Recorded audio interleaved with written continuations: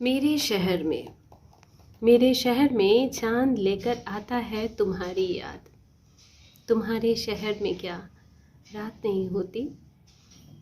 होती होगी रात, लेकिन मेरे शहर का चांद आपकी याद लेकर आता है। आपके शहर का चांद लगता है मेरी याद नहीं लाता, तभी तो आप मुझे याद नहीं करते।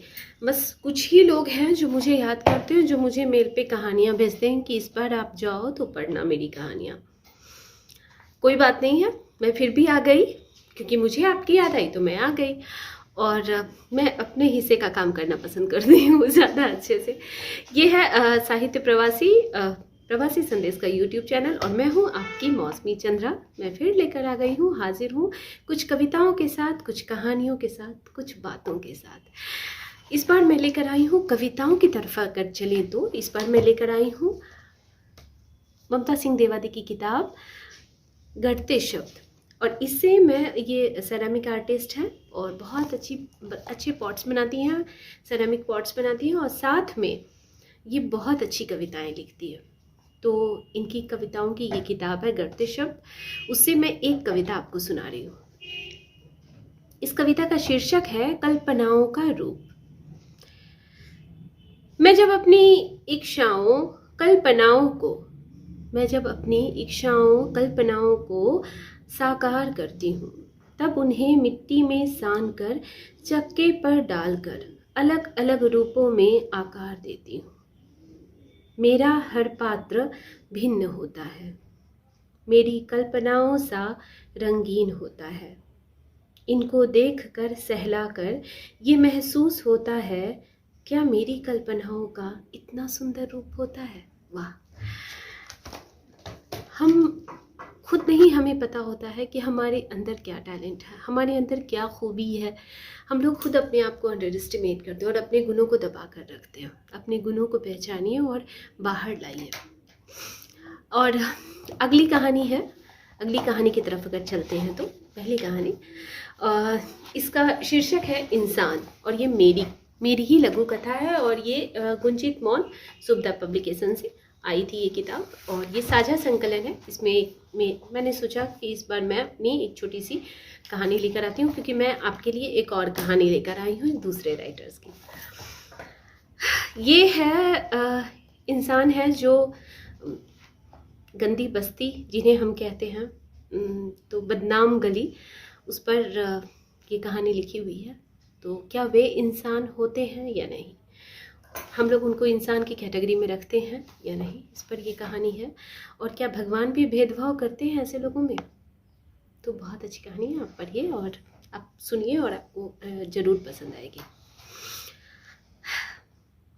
कमाठीपुरा, मुंबई की एक गंदी तंग गली। कहने को तो मुंबई के मालाबार हिल, कोलाबा वर्ली और मझगांव जैसे पॉश इलाकों से घिरा, पर डेवलपमेंट के नाम पर जीरो।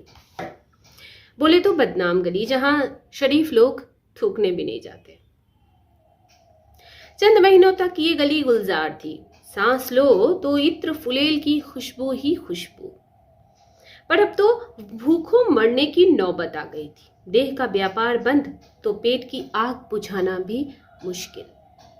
इन्हीं गलियों के बीच एक होली में चंदा दीवार पर टंगी बप्पा की फोटो के आगे हाथ जोड़े खड़ी है। डबडबाई आंखें मन ही मन गुहार लगा रही थी। पीछे बिस्तर पर 4 साल का बच्चा बेसुध पड़ा था, अतरिया धसी हुई। पास बैठो तो पेट से गुड़गुड़ की आवाज आती। हट जा चंदा, जिसके आगे हाथ जोड़े खड़ी है वो हम जैसों की नहीं सुनता, उसके लिए हमारा कोई वजूद नहीं। हम लोग इंसानों की गिनती में भी नहीं है रे। पीछे से उसकी मुंह बोली बहन बिंदिया दीदी का मार्मिक स्वर गूंजा। शायद सही कहती हो दीदिया, पर क्या करूं, कब मेरे बच्चे ने पेट भर खाया याद नहीं। कितने दिनों से बस गिनती के निवाले गए हैं इसकी पेट के अंदर। इतनी बार बस की सांसें चलती रही। आज तो कुछ भी नहीं, हार गई मैं। जब गांव से अगवा कर लाई गई थी तब हर दिन वो साला नशे का इंजेक्शन देता रहा, कुछ होश नहीं रहता था, दीन दुनिया से बेखबर। अब तो मन करता है उसी नशे का इंजेक्शन दे दे कोई और भूल जाऊं भूख से बिलखते बच्चे को, इस नरक को। कहकर वो निढाल हो गई और वहीं जमीन पर बैठ गई। एक बार बप्पा को देखा, फिर हताश हो सर गाड़ लिया जमीन में। तभी दीदी जल्दी चलो, छोटू दौड़ता हुआ आया। क्या हुआ? चंदा ने पूछा। सवाल बाद में पूछना, जल्दी चलो, बाहर खाना खत्म न हो जाए। छोटू हड़बड़ाया हुआ था। खाना सुनकर चंदा में जाने कहां से फुर्ती आई, तेजी से दौड़ पड़ी वह। बाहर कुछ लोग मास्क लगाए, दस्ताने पहने, सबको खाने के निवाले, सबको खाने के पैकेट दे रहे थे। ये लोग कौन है? किसी संस्था के लोग हैं, तुम लाइन में लगो, जल्दी करो दीदी। छोटू ने उसे धकेल कर लाइन के पीछे खड़ा कर दिया। जैसे ही चंदा के हाथ में पैकेट रखा गया, उसके भीतर जमा दर्द बहने लगा। भगवान आप लोगों का भला करे। ओ देखिए प्लीज, आप रोइए मत, हम लोग इसी समय रोज आएंगे जब तक हालात सुधर ना जाए। बस कोशिश करेंगे कोई भूखा न मरे। उनमें से एक ने कहा। ये कोरोना के टाइम में जब इन लोगों की हालत बहुत ज़्यादा ख़राब हो गई थी, क्योंकि हम लोग उस समय इन्फेक्शन से डर रहे थे, किसी के पास जाने से डर रहे थे, तो इन लोगों की हालत, तो इनके पास अगर कोई नहीं जाएगा तो बिना इनका घर कैसे चलेगा। तो ये उस समय लिखी गई थी ये कहानी। होली के अंदर घुसते ही चंदा ने पैकेट पप्पा के आगे धर दिया। अरे खाना मिल गया तुझे? किसने दिया? बिंदिया ने खुश होकर कहा। बप्पा ने। हम लोग भी इंसान है दीदिया, हम लोगों की भी सुध है इसको, आज दिखा दिया बप्पा ने।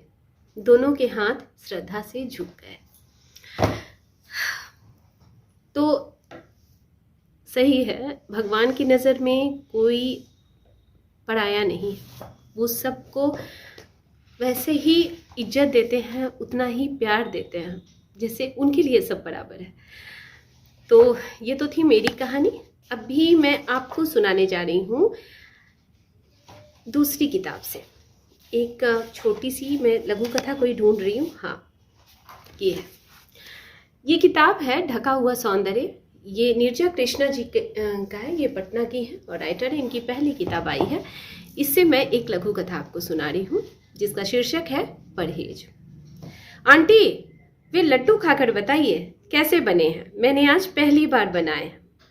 सुरभि बहुत प्रेम पूर्वक आंटी से लड्डू चखने के लिए आग्रह कर रही थी। आंटी ने अजीब ढंग से मुंह बिचका कर कहा, मुझे डायबिटीज हो गई है, मैं अब हर किस्म के मीठे से परहेज करती हूँ, और ये लड्डू तो देखने में ही इतने टेढ़े से हैं, इनको तो हाथ भी नहीं लगा सकती। कुछ लोगों की आदत होती है, किसी का मन रखने के लिए भी कुछ नहीं कर सकते। ठीक है, डायबिटीज़ में आप परहेज करना है, आप परहेज कर सकते हैं, लेकिन जब थोड़ा सा खाने में कुछ हर्ज नहीं है। ऐसा नहीं होता है कि डायबिटीज़ पेशेंट बिल्कुल नहीं छूते खाना मीठा, वो छूते हैं, लेकिन किसी किसी की आदत होती है कि वो सीधे सामने वाले का दिल तोड़ देते एक बार में धड़ाक। सुरभि का मन बहुत व्यथित हो गया। उसने बहुत मन से वे मेवे के लड्डू बनाए थे। स्वाद बहुत बढ़िया था, बस देखने में थोड़े गोल गोल नहीं बन पाए थे। वो धीरे से बोली, आंटी जी, डायबिटीज़ का भय लोगों में इतना बढ़ गया है कि लोग मीठा खाने से ही नहीं, मीठा बोलने से भी परहेज करने लगे हैं। सही बात है, मीठा बोलने में भी भारी लगता है लोगों को। तो ये तीनों कहानियाँ, दोनों कहानियाँ और प्यारी सी जो कविता मैंने ममता सिंह देवादी की सुनाई, ये सब एक अच्छे संदेश के साथ थी। एक तो भगवान पे मेरा अटूट विश्वास जो कि मेरी कहानी में दिखा।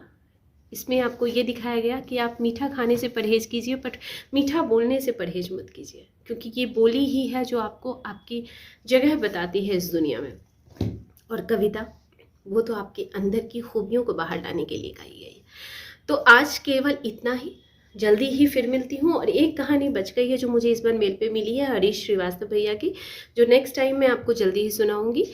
और फिर मिलती हूँ नई कहानियों, नई कविताओं, नई बातों के साथ। मैं मौसमी चंद्रा, प्रवासी संदेश के YouTube चैनल साहित्य प्रवासी में बने रहिए, मेरे साथ जुड़े रहिए और अपना प्यार ऐसे ही मेरे ऊपर बरसाते रहिए। नमस्कार, अपना ख्याल रखें और खुश रहें।